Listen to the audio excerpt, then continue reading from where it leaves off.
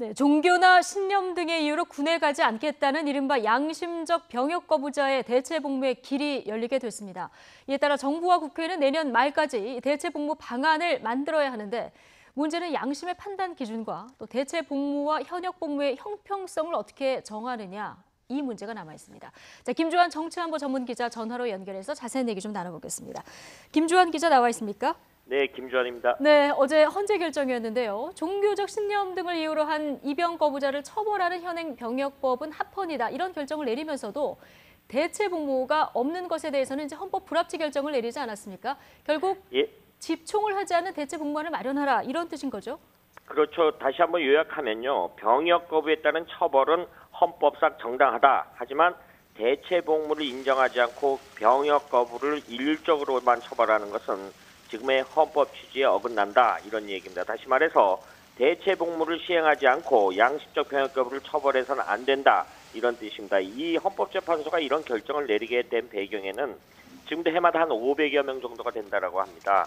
병역 거부로 유죄 판결을 받는 현실을 이렇게 감안할 때 이러한 어떤 길을 열어줬다, 대안을 찾아줬다 이런 평가가 나오는 상황입니다. 예. 자, 관심은 이런 입영 거부자를 이른바 양심적 병역 거부자 이렇게 저희가 이제 부르지 않습니까? 네. 그런데 이 양심적 병역 거부자, 양심 이 단어에 대해서 지금 약간 논란도 있습니다. 왜 이런 용어가 처음에 사용된 건가요? 그렇죠. 사실 양심적 군에 가지 않는 사람을 양심적 병역 거부자라고 하니까 그럼 군에 가는 사람은 비양심적이냐라는 이렇게 자주 적힌 이야기들도 나더라고요. 그런데 이것이 사실 영어식 표현을 그대로 따 번역을 하다 보니까 된 겁니다. 사실은 conscientious objection 혹은 conscientious defector라는 단어를 그대로 옮겨서 쓰다 보니 이런 현상이 나타났는데 사실 이 유럽 사회에서 이 문제가 처음 시작된 것은 근대 이 국가 들어와서 징병제가 도입되면서부터입니다. 그런데 이런 징병제가 도입되다 보니까 군 복무를 거부해야 된다라는 용어가 시작됐고 이런 부분이 conscientious defector, 굳이 다시 한국말로 말하면 양심적 병역 거부 이렇게 옮겨졌습니다. 유럽 국가들은 좀 상황이 다른 것이요. 이것이 종교적 윤리적 확산에 따라 전쟁에 종사하는 것을 반대한다. 그런데 내가 반대하는데 왜 나에게 병역을 강제하느냐. 그것은 다시 말해서 종교의 자유와 양심의 자유를 침해하는 것이 된다라는 배경하에서 이른바 유럽식 개념으로는 양심적 병역 거부라는 용어가 탄생하게 된 배경입니다. 예. 자, 그렇다면 이제 이 용어에 대해서는 앞으로 사회적인 좀 어떤 논의가 조금 더 필요할 것 같다 이런 생각이 들고요.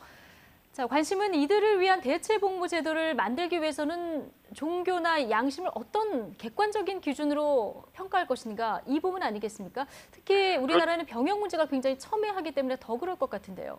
그렇죠. 한국 사회에서는 당연히 4대 의무 중에 하나의 병역 의무를 간주하지 않습니까? 그래서 군대 가지를 않는다. 이건 이쪽에 특혜로 간주해서 그동안 여러 가지 처벌을 받아왔죠. 그런데 문제는 지금 말씀하신 대로 종교나 양심에 따라서 이 대체 복무를 만들어야 되는데 이 보이지 않는 종교나 양심을 어떤 객관적 잣도를 마련하는 것이냐 이런 논란이 있을 수 있겠죠. 그렇죠. 그러다 보니까 사실 이 문제가 최근에만 불거진 것이 아니라 아주 오래전부터 이렇게 불거졌던 문제인데 어제 헌재 결정으로 다시 사회적 관심을 받는 거고요. 그런데 지난 2013년부터 작년까지 입영 및 집총 거부를 한 사람이 한 2,699명이라고 합니다. 그런데 이 중에 잘 알다시피 여호와의 증인이라는 특정 종교가 있지 않습니까? 이들 신도가 2,684명이 그 병역을 거부를 했고요. 그리고 이게 대부분이군요. 그렇죠. 개인적 신념에 따라 거부한 사람이 한 15명 정도 된다라고 합니다. 그래서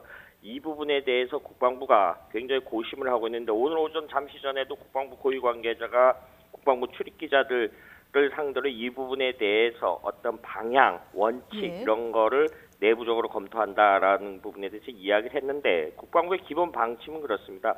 일단 우리는 20대 때 징병제이기 때문에 대부분 군에 가지 않습니까? 그래서 입대 병사들보다는 길게 해야 된다. 그리고 업무 강도도 좀 높이 해야 되는 게 아니냐.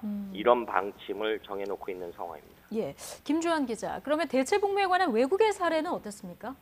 예, 그 대표적인 나라가 바로 우리처럼 이 대치를 하고 있었던 타이완이죠. 대만이라고 하는데 이것이 징병제를 도입하면서 역시 해왔었습니다. 그런데 2000년 종교적 사유로 인한 대체복무를 도입했습니다. 그런데 좀 초기에 재미난 현상이 뭐냐면은 그 중국 같은 경우, 타이완군 같은 경우는 합대 의무 복무를 3년 했습니다. 그런데 재체복무자회 같은 경우는 곱하기 3, 3배 이상을 해라라고 단기적으로 시행했던 적이 있습니다. 그러니까 어떤 현상이 나타났냐면요.